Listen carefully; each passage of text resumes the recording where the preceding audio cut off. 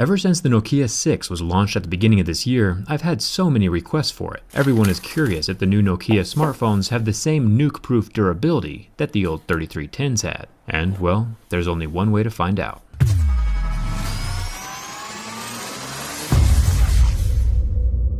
I have tested the durability of every major smartphone that gets released over the last few years.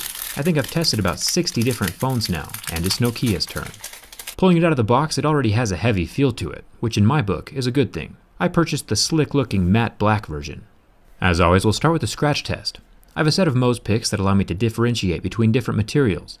Plastic scratches at a level 3, tempered glass scratches at a 5 or a 6, and sapphire would be at an 8 or a 9. The Nokia 6 has advertised Gorilla Glass 3 on the screen, and it scratches at a level 6, perfectly on par with other flagship devices. Onto the fingerprint scanner. Now this is pretty sweet. It's not a button, just a pad, but it's totally scratch-proof. My razor inflicts no damage to the scanner. There are only a few other phones with durable fingerprint scanners like the iPhone 7 and the OnePlus 3. Most phones scratch. The 8-megapixel front-facing camera is also under the front screen glass, so it is scratch-resistant as well. But the earpiece, on the other hand, it seems to be made out of a superfine cloth, almost like the cloth we saw inside the Pixel. This one can come out. Now obviously I pulled this out on purpose, but over time on your own phone, through heating and cooling and normal phone abuse, the little bit of adhesive holding this earpiece in place can become weak.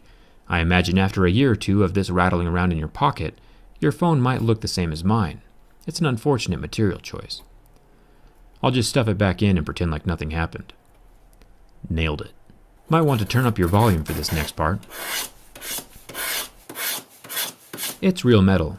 Definitely one of my favorite sounds and feels on a smartphone. Now today I'm going to switch things up a little. Art class with Jerry is temporarily canceled. Last month I had about 50,000 views on my channel from the lovely little country of Finland. And in Finland there is a tiny town that's actually called Nokia. It's right about here. Turns out Nokia originated in Finland. Who would have thought? If any of you are planning a vacation to Nokia, my map will help you get there. It's a good map. Probably the best map. The 16-megapixel rear camera protrudes quite a bit out of the back metal housing.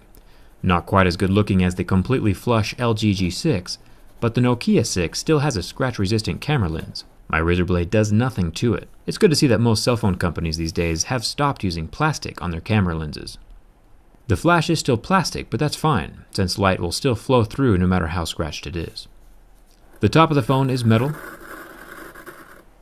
The Nokia 6 does have plastic antenna lines like all metal phones do. These are similar to the wrap-around corner design that the iPhone 7 currently has. But this phone has one distinguishingly useful feature that the iPhone 7 does not have: a headphone jack. The volume and power buttons are completely made of metal as well, so no matter where you are holding this phone, you'll be touching metal. I'm not gonna lie, it's a good feeling phone on the outside. But it's what's on the inside that really counts. We'll find out more in a second. The phone does have stereo speakers, that's a bonus. But it is still living in the micro USB world. I'm starting to like this USB-C thing more and more, so Nokia needs to get with the program. The Nokia 6 has a 5.5-inch 1080p IPS display, which means that if I take a lighter to it, we'll get about 10 seconds of life before the pixels go black and turn off. Luckily though, with IPS displays, the pixels do recover, and within a few seconds of the heat being removed, they'll be back to normal. Now I'm still using my Galaxy S7 Edge that I tested about a year ago on my channel. The burn mark on the AMOLED screen doesn't go away, so don't try this at home, kids. I'm a professional. The ultimate test of build quality is the bin test. Out of about 60 phones that I've tested in the past few years, only 5 have catastrophically failed and snapped in half. This is the first Nokia smartphone that I've ever tested, so I was nervous.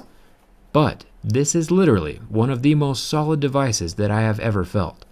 There is basically zero flex to the frame, pressing from the front or the back. This Nokia 6 is definitely a contender for the most durable phone of 2017. The only thing I would change is the earpiece fabric. Overall, I'm very impressed with Nokia. So far, 2017 has been a pretty fantastic year for phones.